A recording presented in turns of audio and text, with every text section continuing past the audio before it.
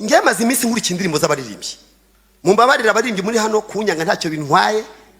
Nta n'amasano yo gukundana ahari twaye tusanga mwe wenda ngo muraza kwihagarika ntayahari, ariko nubona ufite indirimbo itarimo umusaraba, itarimo gucungurwa, irimo amateke. Indirimbo nyinshi zirimo amateke. Narazumvise ngo twarabye bushye ngo turarya, wariye wenyine se. Abapagani bo ntibariye mu isoko habanywa barokore gusa. Niki se uri kuvuga? Uravuga ubusa. Waratubaniye ngo nturatureka. Ninde se yaretse? Uzi ko ibihugu bidasenga birya neza kuruta ibisenga. Uzajya ahantu ibihugu bitabamo na Yesu urebe iryo bibayo. Nimushaka ubutumwa budasaza. Niki wavanye ku Mana? Uhuye niki?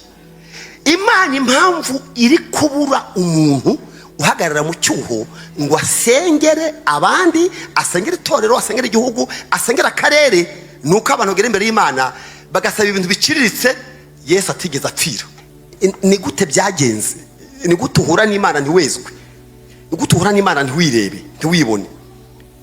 Abantu benshi muzabona bari mu mashyamba bashaka Imana, ntago uko bayikunda, barayikeneye. Ni gute watandukanye umuntu ugukunda n'ugukeneye? Tuje kubatangariza ko nta ntambara izava muri Kongo iza mu Rwanda. Iyo utekereza Imana mu buryo bubi, uyisenga mu buryo bubi, n'umusaruro uva mukaba mubi. Na njya maze iminsi nibaza ikibazo, kandi nawe umfashije wakisubiza. Imana abaririmbyi bavuga ni abavuga butumwa bigisha, ni abantu basenga, ni ya yindi yaremye ijuru, cyangwa ni mubyara w'iyo ngiyo, cyangwa ni murumuna wayo? Iyo urebye ibintu abarokore bakora ku Mana, niyo tugiye kubivuga imbere y'abapagani baraduseka. Ibintu abarokore bavanayo, ayo ufite ni bwoko ki? Aya ufite asa na ya mama wawe na so wanyu, namuhora afite nk'isano n'umufuka y'ibiryo n'umuceri muri stoke. Yushize nawe amahoro ajyanana nawo, amahoro yawe ufite asate. Bashaka kubabwira kimwe muri byinshi Imana ishaka kwiteraniro uyu munsi turimo. Icyambere, uyu ujya hagati yanjye n'Imana, mbese ngireyo aya maranye n'Imana imyaka irenga 40, nge nayo tuvugana umunsi ku munsi. Yambaye ubutumwa bwanyu rero. Ubutumwa bw'iriteraniro ni ubutumwa bw'uko Imana ikeneye umuntu umwe, umukobwa cyangwa umusore, umugabo cyangwa umugore, wahagarara mu cyuho akubaka inkike, hanyuma bakavugana ku kibazo icyo ari cyo cyose. Imana uwo muntu iramushaka. Itanuro rya mbere rero twasomye ijambo, sibyo nza gusubiramo. Dufite itanuro rya kabiri hari ubutumwa bwanyu, ubwo mu rya mbere muraza kububona. Twasomye muri Ezekiyeli ibice 22:30, tumirwe muhasoma ibihanditse ndabizi. Aranditse ngo nashatse umuntu umwe mu bantu benshi, uhagarara mu cyuho wibaka inkike kugira ngo igihugu ntakirimbura. Gusa twaje gusanga Imana yaraje kumubura mu gihe cya Ezekiyeli. Imana yaje kubura umuntu umwe, ngo yaje kubura. Ubutumwa mfite rero kubabwira ngo iyi Mana yingiye bavuze mu kanya mu ndirimbo, ni Imana muziranye ujya usenga. Twapfobeje umubano wacu n'Imana, twawubyaza umusaruro. Imana rero yantumye ngo muhindure ukuntu musenga, nuko mutekereza Imana. Iyo utekereza Imana mu buryo bubi, uyisenga mu buryo bubi, n'umusaruro uva mukaba mubi. Na njya maze iminsi nibaza ikibazo, kandi nawe umfashije wakisubiza. Imana abaririmbyi bavuga ni abavuga butumwa bigisha, ni abantu basenga, ni ya yindi yaremye ijuru, cyangwa ni mubyara w'iyo ngiyo, cyangwa ni murumuna wayo. Nyene yuri kwatubwiye nguvugana n'Imana, ngo ugisenga Imana. Iyo Mana ujye uvuga ni ya yindi yahanitse ikirere idashyizeho inkingi, ishyireho ibikwa. Ni ya yindi yatumye inyenyeri zigira ubwiza butagereranywa. Ni ya yindi yo mu itangiriro ikageza mu byaheshuwe ihagarara mu kwa mbere ikara mu kwa 12, cyangwa n'ubundi bwo kubw'indi Mana.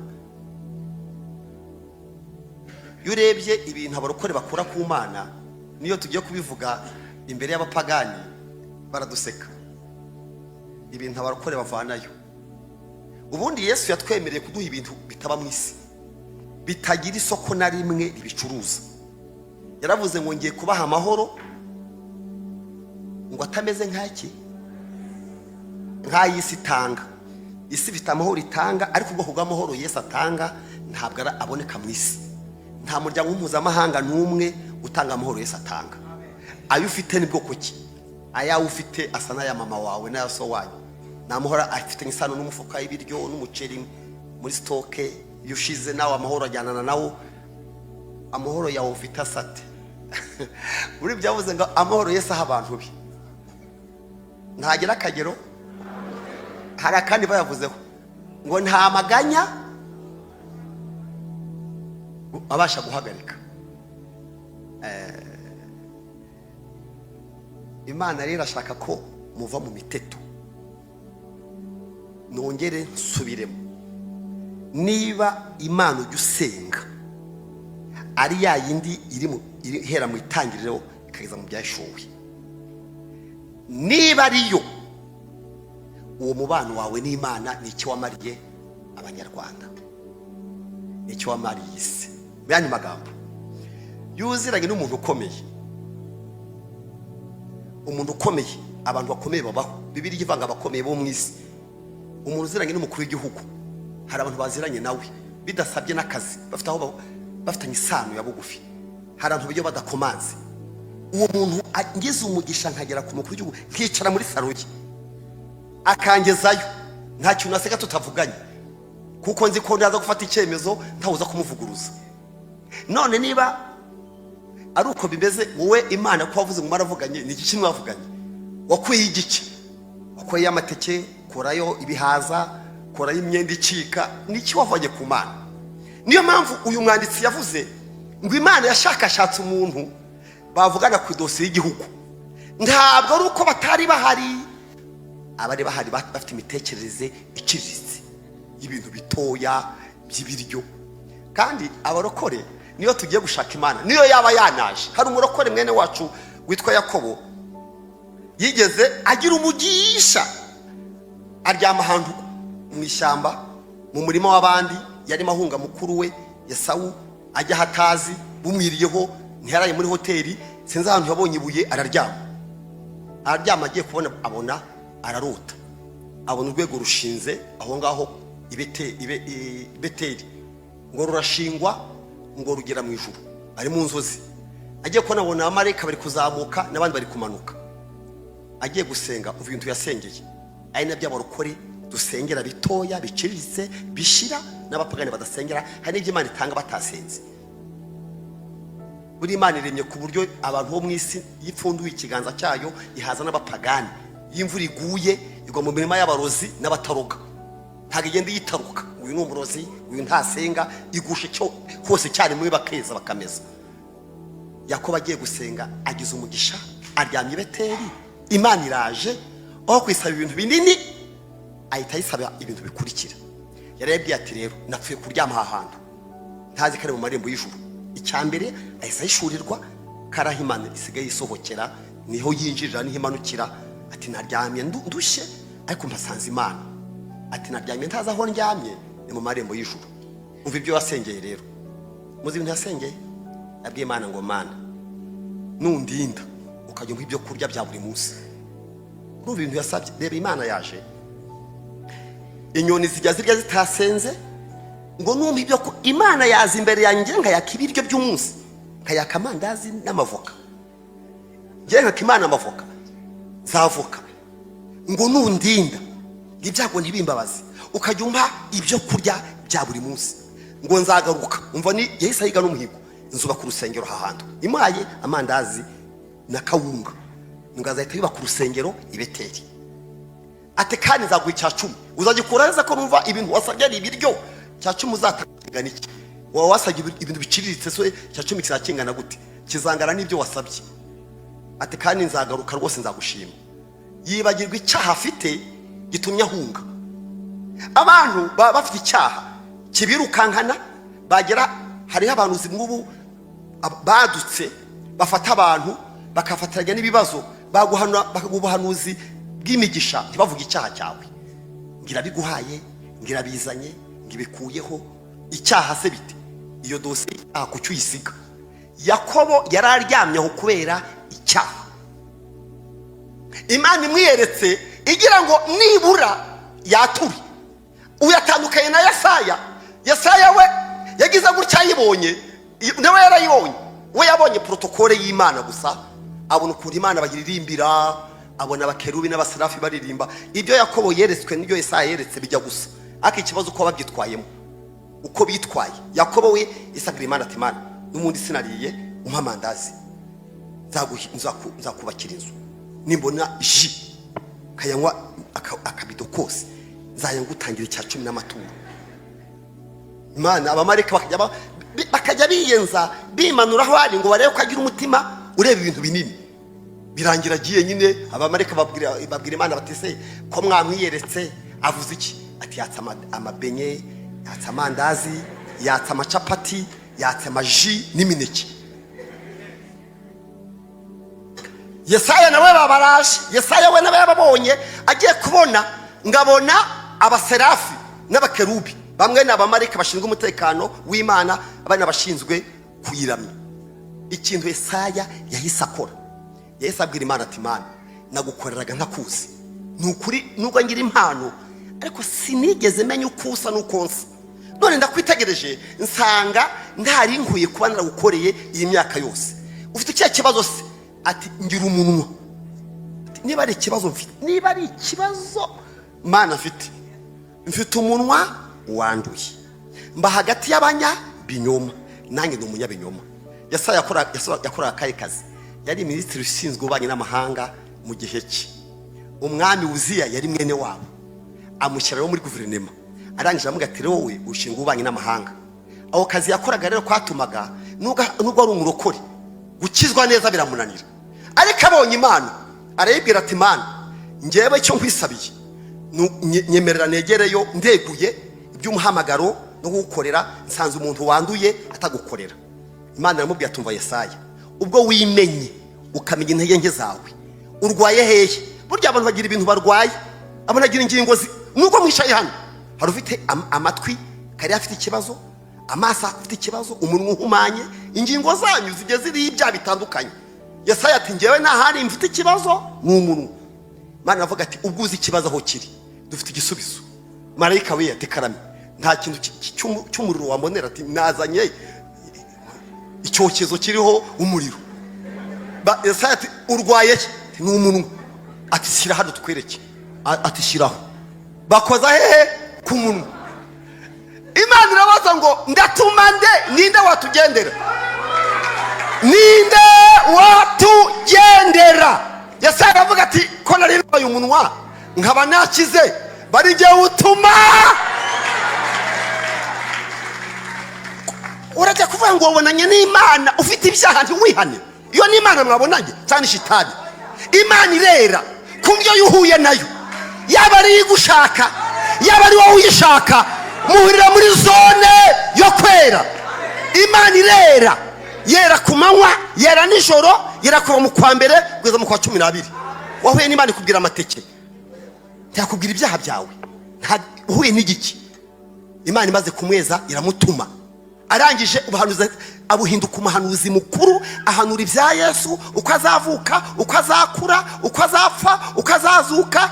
Avuga n'iby'isi ya mbere, avuga n'ukuntu abera bazahura na Kristo.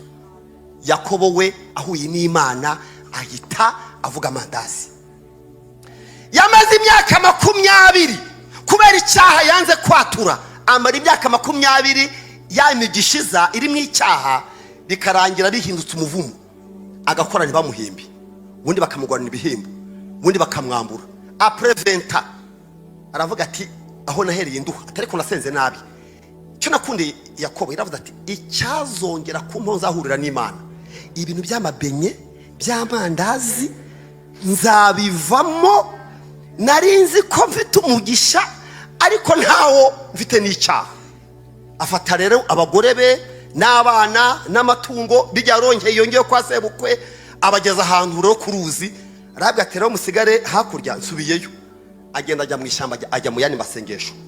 abwira Imana ati Mana cyagihe nararindagiye sinari nzi gusenga wongeye ukanyereka nakwaturira nukuri nakwatura kuva utaratura mwebwe mwice muri amateraniro yuvuga ngo uhura n'Imana n'ibyaha bibana bite ni gute byagenze ni gute uhura n'Imana ntiwezwe ni gute uhura n'Imana ntiwirebe ntiwibone Yakobo aragenda arayihamagara nayo iragaruka arayibaza ati se ko i Beteli naguhaye amandazi byagenze bitati ni warayampaye ako naryaga ndira data bukwe yaranyamburaga ikintu cyose ngoreye yaranguraniye nagahinda gusa daye umva wa Mana we uzi ko navuye i Beteli bakanguranira mu fiance niwe muntu kwisi ntawe bamwe vundi muntu kuva mwabaho wakoze ubukwe akamuhundi muratasabye akamumenya mu gitondo kuva mwabaho namwe ninde muntu mwigize mwumva bigeze baho umukobwa Isa yabwiye abana babiri Rasheli na Leya yarebaga umurari avuga ati wa mukobwa wanjye rero ntabwo wagenda ku manywa nta Mungu wakwemera nzagutwara nijoro ati ngiye gutegura Rasheli ariko wari wowe bishingiranwa witegure ndakujyana yamugejeje mu rugo babwira Leya ati rero nugereyo uyu uniha ujwigira nka Rasheli nakubaza utirinde ndi Rasheli kugeza mu gitondo ntiyigeze amenya ati Rasheli karame turakunda kandi ari Leya mu gitondo asanga ni Leya ati ni ahandi rero ni Leya nagutekeye umutwe ndareba imirari ariko nabaye madamu nta bindi yahereye umunsi w'ubukwe ababaye icyaha ni kibi mwabakobwa mwe muri aha mwabahungu mwe icyaha uzakinjirana mu rugo uzarira hatarasha amasaha 6 niho uzatangira umwabaro kubera icyaha wakoze asubira kongera kujya gukwaho umugore wundi Rasheli bibi bintu bibi gusa imyaka 20 yayimaze mu ngorane kubera icyaha yanze kwatura ariko abwira Imana ngo ninongera kubona amahirwe nzatura nibwo yaraye rero kuri wa mugezi arangije marayika araza aramubwira ati ndekura ati ngurekura cyagenda rakwekura genda usigera amandazi ubu nongere ngurekure ufite icyo kibazo se ati cyambere singira umugisha ko wibye se ati sanara wibye urafata reka da narawibye ntiwafata narawibye ntiwafata nta na kimwe fatisha urifuza iki se ati ndashaka kwatura ati ngo ni wature numve aturatura iki ati nkabwira ukuntu izina ryanjye nitwa umuriganya none se urashaka iki ati iri zina risibi umpirindi iti ndarisiba nkwise Isiraheli ngukuyeho iryo zina ariko iramubwira ngo kugira ngo bimenyekane yuko wahuye nanjye noneho uko waje umeze sikusubirayo ni gute wahuye n'Imana ugezeyo uko wagiye umeze bari kugaruka ati se ni gute ushaka kunkoraho ati imigendere yawe ikora ku nyonga yitaka agenda agira atya kandi ari muzima ariko Imana yamujije kugenda uko yagendaga singikora ibya yagabinezeza ubu nkora ibyo ndikora singikora ibya yagabinezeza ubu nkora ibyo ndikore nkomeza mwami singende ngenyine umbe hafi mu rugendo rwa nkomeza mwami singende ngenyine umbe hafi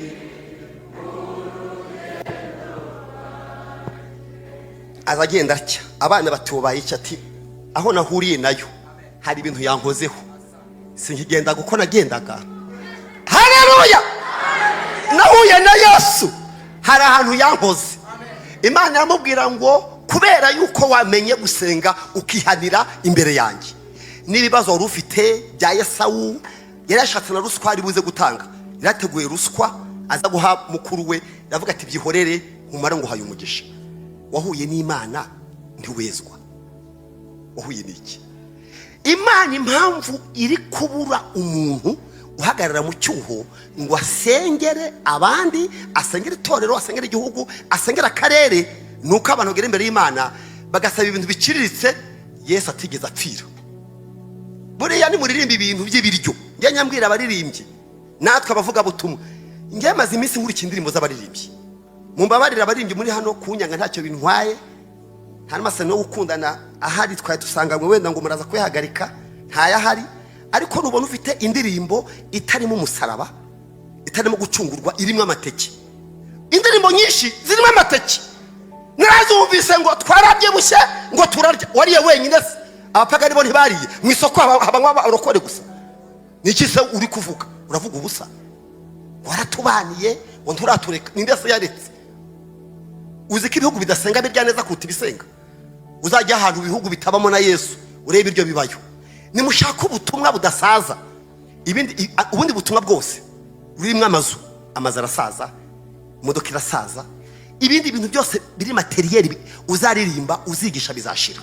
Ikintu kidashira cyonyine, haleluya, n'ubutumwa bagakiza bwonyine nibwo budasaza. Ibindi biva kuri mode, bitera n'amashyari. N'aya mashimwe yose tuyadushima Imana atera amashyari. Kandi nubwo Imana ibyo uvuga by'amashimwe ntago uwesha n'Imana bikoze, ariko hari utabikoreye kandi akurusha gusenga. Amashimwe yose atera amashyari, atuma tunabyibazaho ahubwo. Ariko nuvuga ko wakijijwe uzaba uvuze ukuri. Numvira ko ufite amahoro Yesu atanga, n'inyarutarama ntiwapfa kuyahasanga nubwo mu mazu maremare. Yuvuze amahoro dushaka kumenya icyo uri kuvuga ari iki. Imana iri kubaza ngo ko nshaka umuntu mu banyamasengesho, mu binginzi, mu bakozi b'Imana, ninde twakorana imishyikirano mu kuvugana kwanjye nawe hakavamo igisubizo cy'abantu benshi. Uyu mwanya muri teraniro ntabwo nza gutinda, ndashaka kubabwira kimwe muri byinshi Imana ishaka ku iteraniro uyu munsi turimo. Icyambere, nuhora n'Imana uzihana. Uzagira gute? Ngo twafashijwe, twagize ibihe byiza. Yuvuga ko wihanye ahubwo. Ngo twahembutse. Guhembuka sugize ngo iyo abakinnyi bacu batsinze hariya ku stade Amahoro n'abantu baba bahembutse muri stade. Guhembuka. Nigeze mbona rimwe ikipe imwe hano mu gihugu ikina n'indi, iyo kipe iratsinda, imaze gutsinda ijya mu kabari ibwira abantu bacuruza Primus n'amayoga yose ngo bayashyire mu mabase, bakayapfundura izo nzoga kazishyira mu ibase barazoga. Bari bafashijwe. Gufashwa utihana, wafashijwe iki se? Wafashijwe igiki? Ni kizo cyakuvuyeho uko ubuse twibaza kino kibazo. Kino giterane amafaranga kigiyeho, naba murebe bije iri mu kino giterane n'urugendo abantu bakoze, nuramukuvuye muko waje umeze urabaje kumara iki? Ni kizo bikumariye nyine uko waje umeze niko usubiyeyo. Ubu harafite ibyaha bazakora ku munsi w'ejo, bavuga ati zabikora ku munsi w'ejo, atejo akajya ku cyumweru ngiye miteraniro ryo mu Gatenga, gahunda y'ibyaha na hejo tuzakomeza ejo mu gitondo. Nta soni ngo waje guterana, wahuye n'Imana, wahuye nande. Niba mbabwira ngo Imana ikeneye ko niba muhuye nayo wimenya, ukamenya urugingo rurwaye, wamara kwatura bakaguha izina rishya. Icya kabiri rero, buriya ikintu twita gusenga twagihaye definition itariyo. Yuvuze ngo gusenga ni iki? Baravuga ngo gusenga ni ugusaba. Gusenga ni ugusaba, birashoboka. Ariko kambabwire, iyo ufasha gusenga ukabyita gusaba, ukabyita gusaba gusa, biba bizarangira gute? Uzasaba iki? Ugeze ryari? Gusenga ni ugusabana n'Imana. Ubusabane buruta gusaba. Umuntu musabana ntacyo yakwima. Imana irashaka ko musabana kuruta kuyisaba. Niyo mpamvu Yesu yavuze ijambo nakunze. Isomye mu Migani 8:7 haravuga ngo nkunda bankunda. Iyo jambo mugeze mubona umwanya kuritekerezaho. Nkunda abankunda. Imana simeze gutyo ko Imana ari urukundo kucishizemo ngo abayikunda n'ibikunda. Nkunda abankunda. Abashakana umwete bazambona. Ubwo bibaye bibiri, gukunda Imana no kwishaka. Abantu baretse icyambere cyo gukunda Imana, gukundana nayo, kuba inshuti n'Imana, bajya ku cya kabiri, kwishakana umwete. Abantu benshi muzabona bari mu mashyamba bashaka Imana, ntabwo uko bayikunda, barayikeneye. Ni gute watandukanya umuntu ugukunda n'ugukeneye? Abantu benshi ntabwo bakunda Imana, barayikeneye. Imana yabyanze rero, aho kavuyo ntabwo Imana igashaka. Nkunda abankunda, hanyuma kunshakana umwete n'ikindi nyine. Iyo rero uri inshuti y'Imana, Imana irakumenya. Uzabisoma mu rwandiko rwa mbere yandikiye Abakorinto, Pawulo 8:3. Yaravuze ngo ukunda Imana ni umenywa. Wari uzi ko iyo ukundana n'umuntu no kuvugana nawe biroroha? Impamvu ubona abantu gusenga bibagoye ni uko umubano wabo n'Imana utubakitse, birakuvuna. Kubera iki? Isano yawe n'Imana irimo ikibazo. None niba Imana ari papa wawe, reba kuvugana na so niba bigoye. Niba kuvugana, niba ufite papa wawe, kuvugana nawe bikaba bigoye, ibaze. Niba Yesu ari fiancé wawe, kuvuga ko muzabana mu ijuru, nino mukaba mubanye nabi, ubwo rugo rwanyu ruzaba rumeze rutera? Niba wica uvuga ko Yesu ari fiancé, kagiye kuza gutwara itorero, nina hanga mukamufite amakimbirane, ubwo rugo ruzabaho? Hasi ubwo bukwe bwo buzasohora? Wapi? Ikintu cya kabiri Imana ikunda, ishaka tuve mu bantu bakeneye Imana, ahubwo bayikunda. Korali Betelehemu igira indirimbo ivuga ngo nkunda bankunda, abashakana umwete bazambona. Nkunda bankunda, abashakana umwete bazambona. Amen. Ndabizi abantu mu itano rya kabiri hari ikintu baziho. Cyambere mwaje muriye. Ndababeshyera? Ndakubeshyeye? Mwaje muriye. None habaye saa 6:30. Igikurikiraho niki? Ni ugusinzira. Ntagara abademoni bagufashe rero. Waje wariye rwose, nta kibazo gihari. Niba ndashaka kubatinza ko mukanya hari rya gatatu, hari n'irya kane, ariko icyambere nuhura n'Imana uzayibwira ikweze. Igira gute? Ikweze. Iguhindurira izina, ikuvanaho karande. Nirangize guhizina rishya, ikuvanaho amateka ya kera. Icya kabiri, niba ushaka kubana n'Imana, muzakundane kugira ngo uzabashe kubona uko muzajya mukora imishyikirano bitakugoye.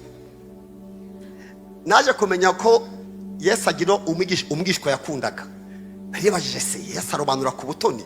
Nasomye muri Yohana 21:20, sanga haranditse ngo umwigishwa Yesu yakundaga. Ese namwe mwarabisomye? None se abandi yarabangaga? Mu yandi magambo bavuga ngo umwigishwa wasabanaga na Yesu kurusha abandi yitwaga nde? Yohana. Unumva munamuzi? Noneho rero ngo ikintu yakoraga, ngo yahoraga ngo yiseguye umutwe washyize ku bibero byande bya Yesu. Umunsi bagambanira Yesu baravuze ngo, Yesu yaravuze ngo nubwo mwese mundi imbere muraboneye ariko si mwese. Bati suko ngo gutaboneye ninde wa mwami we? Turi intumwa zawe uraduhamagaye ngo ari mutaboneye ati muraboneye ariko si mwese. Baravuga ati watubwiye se utaboneye? Basha gushaka Yohana ati Yohana wowe umwegereye, wowe inshuti ye, wowe ubana nawe buri munsi, wamutubarije utaboneye arinde. Iyo banye na Yesu mukabana nk'inshuti, akubwira akari murori, akari ku mutima we. Ni mpamvu Yesu yavuze ngo ntacyo nzakora ntakebwiye ntoreza ngisakira ku manywa na ryari na nijoro. Gukundana n'Imana rero, umva ikintu kiza kirimo gikomeye, nuko Imana idashobora gukora ikosa ryo kugira ikintu ikora itakunyuzeho ngo mubivugane. Njya kubwira abantu bakundana hano, iyo ukundana n'umuntu ukaba ugiye kugura ikibanza, ubu murimo icyo bita inidete morale, ubu murimo umwenda. Uravuga yazamenya ko naguze akabanza ntamubwiye. namwe mwarabyumvise, kuko umubereyemo umwenda wo kumuha amakuru yose byaguteranya n'uwo muntu. Ni gute Yesu mukora ibintu mutamubwiye? Ni gute ibintu byo ukora ubigeze uvugana nawe? Icyerekana yuko Yesu muri inshuti yaravuze ngo sinkibita abagaragu, kuko umugaragu atazi ibyo shebuja ashaka, ariko mwebwe mbise iki? Inshuti zanjye, kuko nta kantu uzabahisha ako nzumva kwa papa nzakababwira. Niba Imana igitubwira ibyo mu ijuru, kuki byino ubikora uyihishe? Uzi ko burya yuko ari ibyaha wihishe bigaragara yuko na Yesu utamuzi, kuko umuzi ntabyo wakora. Iyo ugiye kugura akabanza uti inshuti yanjye ati wamberekeza ko ngerebera kugura ikibanza, ati simboneka, ariko yumvise ngo waguze ikibanza utamubwiye murabipfa, aravuga ati sha warandiye, numvise amakuru ngo waguze ikibanza ntiwambwira. Uzi ikibitera? Umurimo w'umwenda morale wo kumuha amakuru. Imana nta kizakora itakibwiye intore zitakira ku manywa ryari na nijoro. Amen. Yesu ashimwe. Reka ndekeraho, ariko gukunda Imana bizatuma itagira ikintu ikora ngo iguhishe. Iherutse gufata icyemezo cyo kujya kurimbura Sodomu muri Gomora, ngo bari bayibabaje ngo bakora ibyaha barega Sodomu bigera mu ijuru. Iravuga ati ngiye kuharimbura. Ngirangije iravuga ati se Aburahamu abyumvise ngo nararimbuye ntamubwiye nazamukizwa n'iki? Kubera ko bari iki? Inshuti. Nta kimana izakora itakibwiye intore zayo ziyitakira ryari? Ku manywa na nijoro. Imana yinyuzayo. Yinyujijeyo rero, yinyujijeyo nk'umushyitsi. Hanyuma bari batatu, abo bagabo bavuye mu ijuru baza nk'abantu b'abaturage. Aburahamu kubera kugira umuco wo kwakira abashyitsi arabagaburiye. Nabonye yarahise abaga inka abahizokeje izindi zitari zashya, manzabahaye hari inyama yoroshye cyane bayita ngo icyarya umwijima, banza ariko yabanje kubokereza. Bibiliya yitwa ijambo ry'Imana yasanze yarabahaye inyama zokeje n'izitetse, abaha ikivuguto n'inshyushyu. We nta muntu byose birira rimwe, ariko sizi ikibazo cy'aba bagabo. Uzasoma Bibiliya yitwa ijambo ry'Imana wasanga harimo izokeje, izitetse, ikivuguto n'inshyushyu. Nibwo bamaze guhagara bahanurira Sara kazabyara umwana. Noneho Aburahamu arabaherekeza. Bageze mu nzira ngo Imana iravuga ngo ariko ngo hari aho tujya twahisha Aburahamu nk'umuntu wacu. Bataburahamu rero ngo twinyujije hano, ariko twajyaga Sodomu nta mahoro abagenza. Ati hari urusaku bari kuharega, tujye kureka ibyo havuga ari ukuri, nidusanga ari amakuru ari ukuri turaharimbura. Aburahamu aravuga ati se nta mishyikirano twakorana nibura nkareba ko naharengera? Ati nta kibazo, watubwira ko byumva. Mpamvu twaciye hano mu rugo ntabwo twagiye Sodomu kwarimbura, twinyujije ku rugo kugira ngo turebe mbese tubivuganeho. Atwasanze 50 se waharimbura? Ati se wowe wabona abantu 50?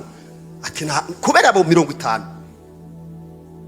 ariko nibura muri 50 kubera abantu 50 Imana yarinda u Rwanda, yarinda akarere ibonyemo 50 ingahe nakarinda. Imana noneho Imana abaramabonye yikirije bati se nabamvuze imibare myinshira. Ati wanyemerera nkongera nkashyira nk'undi mubare. Hari yashyizeho abandi bangahe? 40 cyane 30? 40 cyane 20. Mumbwire umubare wa nyuma basi bacirikanyijeho 5. Iyi Mana yacu ni Imana ijya mu mishyikirano. Iyo uri inshuti y'Imana ufite uburenganzira ku kibazo cy'igihugu, ku kibazo cy'itorero, ku kibazo cy'akarere ko mubivuganaho. Muri aho abantu bahano mu Gatenga. Yesu ashimwe. Usema kwikirije murabiki. Muzi ko tuvuga Gisenyi ariko ko mukwigira gutyo. Muzano dutuye ntago mwebwe muzi akarere dutuyemo. Mumbwire ibintu 3 byatubayeho nko mu myaka 3 ishize, niba muhazi 3 bikomeye kuko twabahungiyeho. Imyuzure mwarayibonye, tware duhari. Icya kabiri imitingito. Icya gatatu amasasu, niho twari turi twebwe. Kamabwira akantu soze. Korali Betelehemu irabizi bavuye Gisenyi. Nabwiye ngo mureke dusenge, impamvu muzayimenya nyuma. Muracabyibuka? Barambwiye ko dusenga buri gihe ni gihe cyabaye. ntimwe mupfe gusenga, impamvu muzayimenya ryari nyuma. Ntimwayibonye kamabwira akantu kamwe abantu y'agatenga mwebwe mutazi Imana yatubwiye. Twege hara ku mupaka turi nta mikino dufite. Impamvu Imana yahadushize yagiraga ngo duhagarare mu cyuho. Imana yaratubwiye ibyo yatubwiye hagira ubivuga. Yatubwiye ngo iki nko muri 2022 ishinze umusaraba ku mupaka w'u Rwanda na Kongo.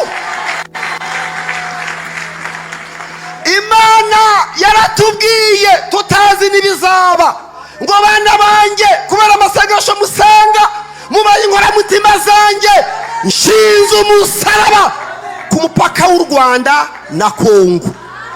Tuje kubatangariza ko nta ntambara izava muri Kongo iza mu Rwanda.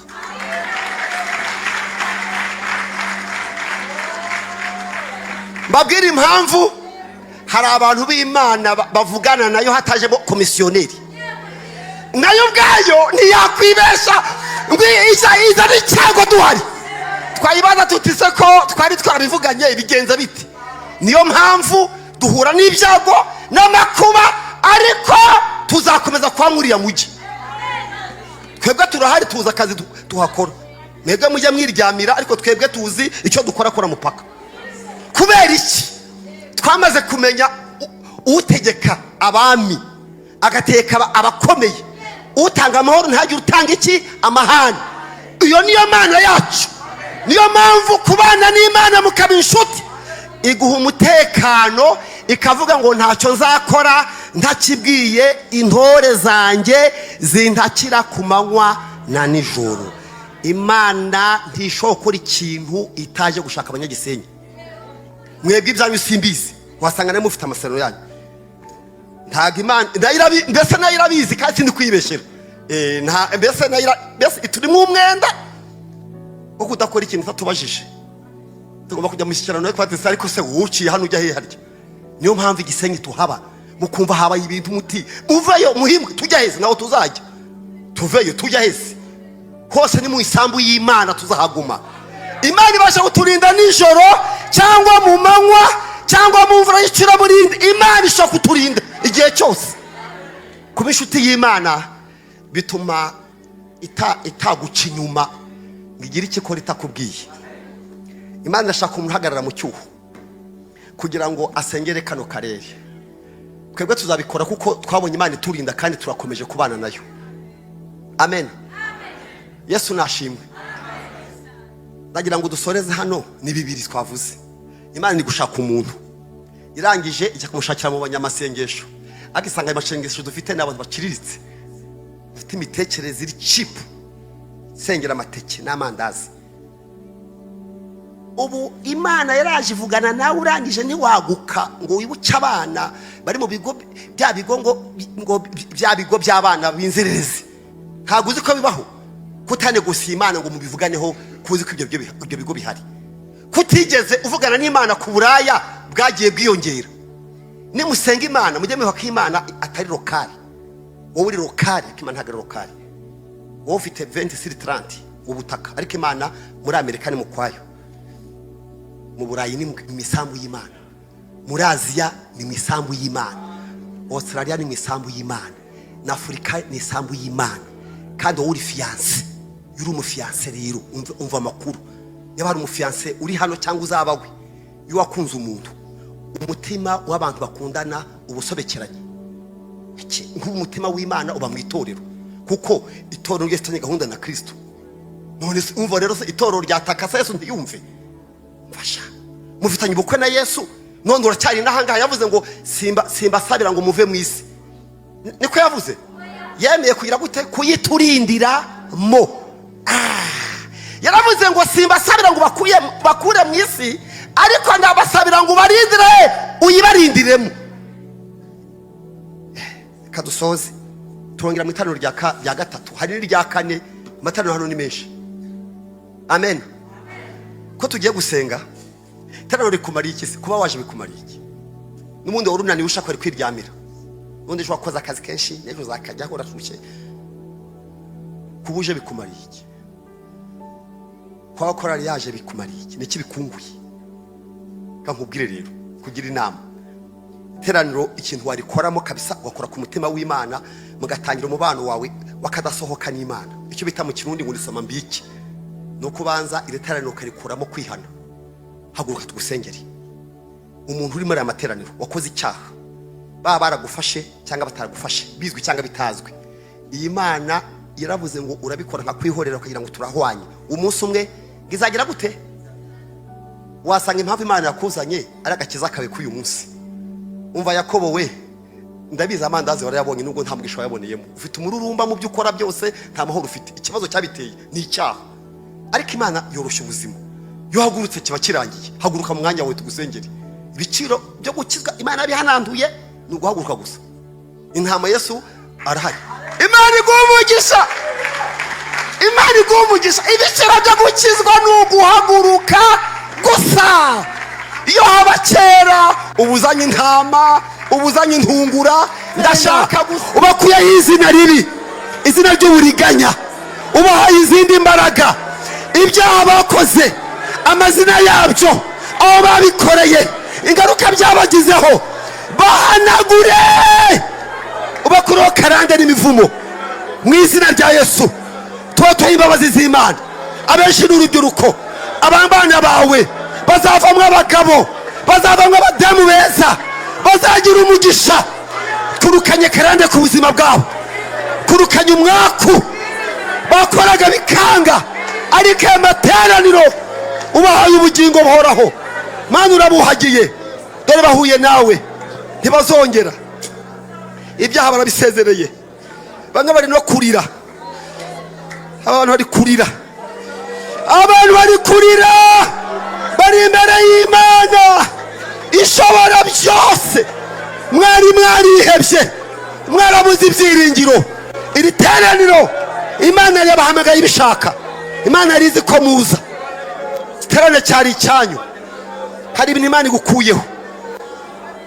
Dore iminsi umaze udasinziriye. Ikimenyetso Imana iguhaye amahoro.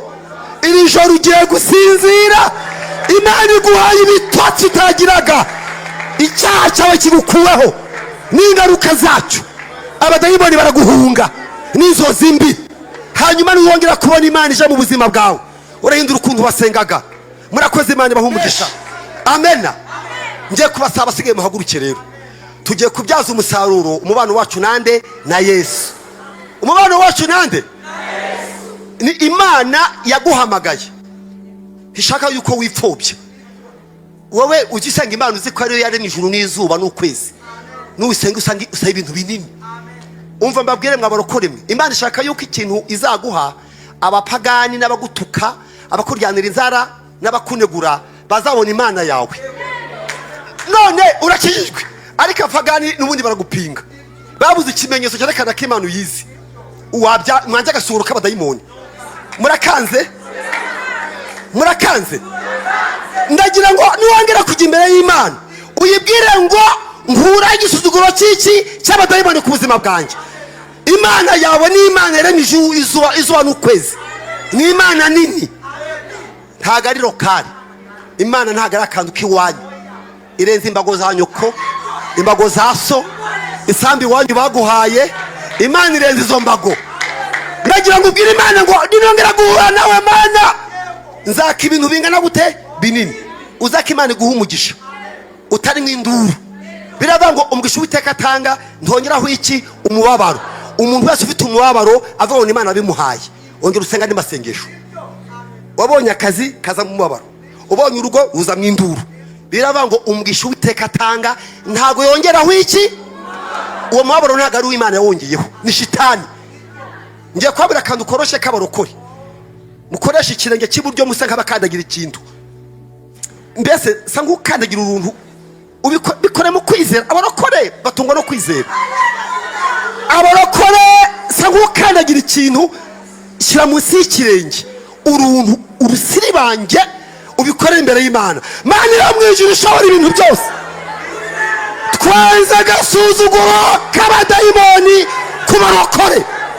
Abarokore twanze agasuzuguro k'abadayimoni ku buzima bwabo. Urugo rwawe abana bawe, akazi kawe.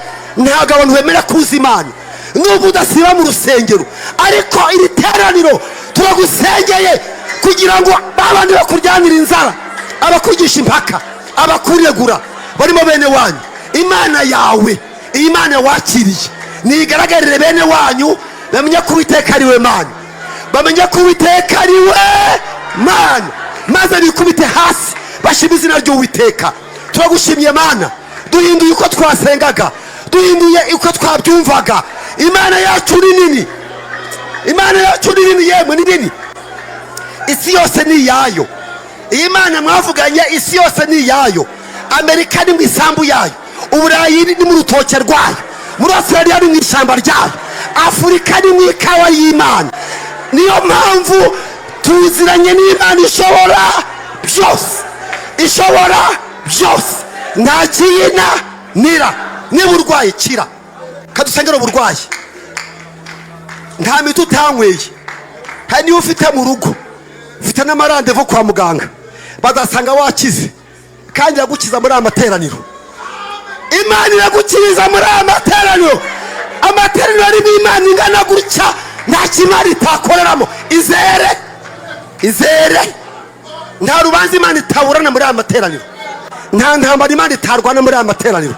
Njye numva Imana muri amateraniro, kandi Imana yije hano ibiri gukora akazi.